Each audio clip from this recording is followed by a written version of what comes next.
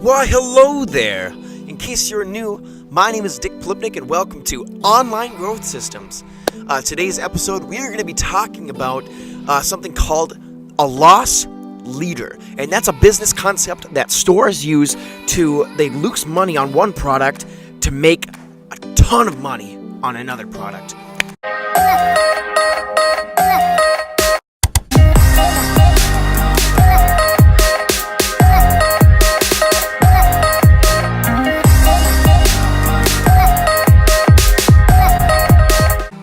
Well, hey guys, thanks for joining us today. I always like to start out with a little joke, and today's joke is, what do you call a cow with no arms and no legs, with no hooves, or whatever you call it? Think about it. Put it in the comments if you think you know. Pause the video. Alrighty. In case you didn't get it or did get it, don't delete your answer if you didn't get it. It is called ground beef. Ground beef. Alright, so let's dive right into the loss leader principle. So what that means is stores. I'm just to name a couple. Walmart does it. McDonald's does it all the time. Any stores that can afford some losses, they have lots of profit, so they can afford to do experiments like this to try to attain future profitability. And so what this means is a loss leader is a single product that they actually sell for less money than it costs. So let's say, for example, a carton of eggs. Walmart sells a carton of eggs. They buy it for $1, and they actually sell it for 85 cents. They're losing 15 cents on that carton of eggs. But then guess what? One of the strategies to using the loss leader principle is you put the carton of eggs next to some bread, because typically people buy eggs, they have eggs and toast, right? You also put butter next to it. You also put egg seasoning next to it. Things that have a lot higher markup profitability. And what that means is they're expecting a customer to come into the store to buy the eggs, because they know, the customer knows that egg, or that carton of eggs is actually sold for a great deal. They know that it's below price. They know it's an awesome deal. They specifically go to that store to get that bargain. But while they're there, they say, gosh, I do need bread too. So Walmart places those eggs next to the other products that have a lot more markup profitability, a lot more profit margin. So even if they're losing 15 cents on the carton of eggs, let's say that they have $1 of profit on a loaf of bread. So what that means is they're just considering the collective buy, the collective purchase, the visit of the customer is at a profit of 85 cents, because take the $1 profit of the bread minus the 15 cents loss of the eggs. They're assuming that through the purchase of other items, they're going to profit 85 cents from having that loss leader. The reason they call it a loss is because they lose money. The reason they call it a leader is because it brings you into the store. It's the reason. It's the front. It's the very first thing that you came there to buy. It's the leader. So a couple of strategies to implement this loss leader, just to give you an idea of how, let's say a grocery store would use it. That's a very common business model that uses loss leaders.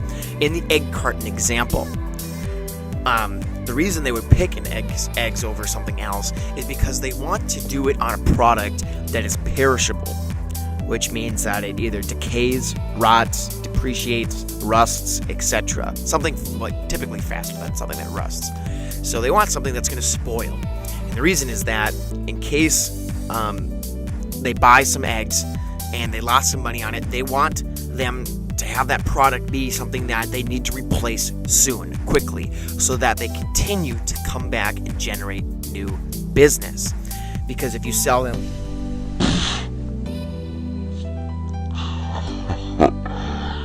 a little bug.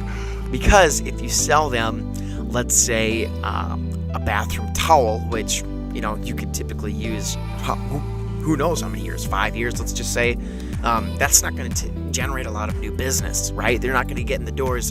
That means that typically they're only going to come once every 5 years to shop at your store if they're coming there for the loss leader. You want something that they repetitively need: milk, eggs, butter, something that rots, because after a couple of weeks, they're out of it and they need to come back. So every couple of weeks, you're getting new and more business, more money, more profits.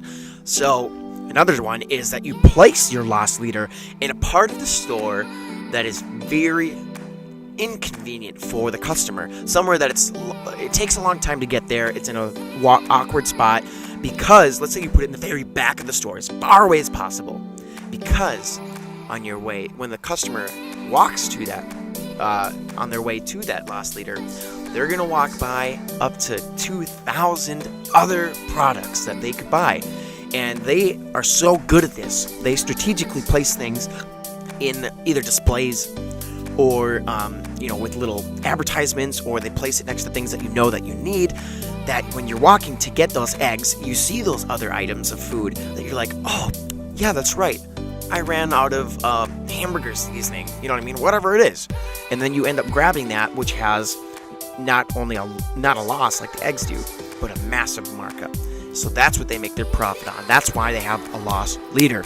So just a side note, the opposite of a loss leader is something called the Pareto's principle, also known as the 80-20 rule. And I've actually made a previous video on that. You can check it somewhere around here, probably in the description. I'll put a little clip. But you can check that other video out to see how you can apply the opposite to also make money. But as Socrates says, the truth is in the balance. So you need to do a combination of the 80-20 rule and of the loss leader principle to come up with awesome profit. They limit the amount that you can buy. So let's say that they put a limit of 2 cartons of eggs. So that way, if you want to buy a third one, guess what? You have to pay $1.20. So, if they buy it for $1, they're still making profit on that third carton of eggs, because let's say you have a huge family or a school or something, you know what I mean? They don't want to lose a ton of money, right? So that's why they have a limit on those items, so they can limit their losses, which is really smart, but they still get people in the door. So another thing that you want to implement with the strategy of the loss leader is you want to have it on a product that people know the typical price. It's something that's very frequently bought, almost every time they visit your store, it's something that they buy. So, for example, milk is something that people typically buy almost every time they go to the grocery store. And so people start to memorize what the typical price ranges are of that item. They know that milk costs, $3.50 a gallon, let's just say, right? So once they see it marked down to $2, they're like, whoa, I know that's a deal because I've bought milk a million times, right? They know it's a good deal. That's when they get it. They see it in the newspaper. That's what gets them in the store, because they know that it's a good deal. If you get somebody who is vegan, who never buys milk, you know what I mean? Well, first of all, they wouldn't buy it. But let's just say somebody who doesn't typically buy milk, and they don't know what the price is, they don't know that it's a good deal. So that's why you have you have it on an item that's very frequently purchased. Loss leader principle is applied in real life business. Thank you, sir. Thank you, Loud Truck. And I'm going to give you one last little story nugget of how loss leaders are applied in real business today. All right, let's dive into the wonderful company of McDonald's. Yes, McDonald's uses the loss leader principle every single day. If you look at their investors newsletter or whatever, their guides, you can actually see that they don't make a lot of money on their burgers, that their margin of profit is very minimalistic. And after you consider payroll, insurance, buildings, lights, heat, you name it, whatever, they're probably not making much money on the burgers. Maybe even on some items on the menu, they are loss leaders. They're losing money. But the reason they are willing to have a loss on those items is because their margin of profit on the fries and drink are huge, massive. That they mark up those French fries, they probably buy those fries for cents on the dollar. That's where their profit is. They sell 1 million of those. That's a ton of money, right? So they get you in the door to buy the Big Mac, right? That's the loss leader. But then they sell you the drink and the fries, which is where all their profit is. That's why they're constantly saying, would you like fries with that? Because they they want to make money off of you. So that's how the loss leader principle is applied in everyday business, and you've probably been affected by the loss leader principle. So thanks guys for watching. I appreciate you subscribing to my channel. In case you haven't yet, which naughty you if you didn't, you need to wrap your wrist in some tin foil, your knuckles, and you need to punch that subscribe button so hard that you look back and there's a little bit of computer blood on your fingers, on your knuckles. Yeah, that's right. Getting a little bit of hockey in here. You can tell I'm a hockey player. But anyway, thanks for watching. You can check out more videos wherever. So, see you next time to your growth.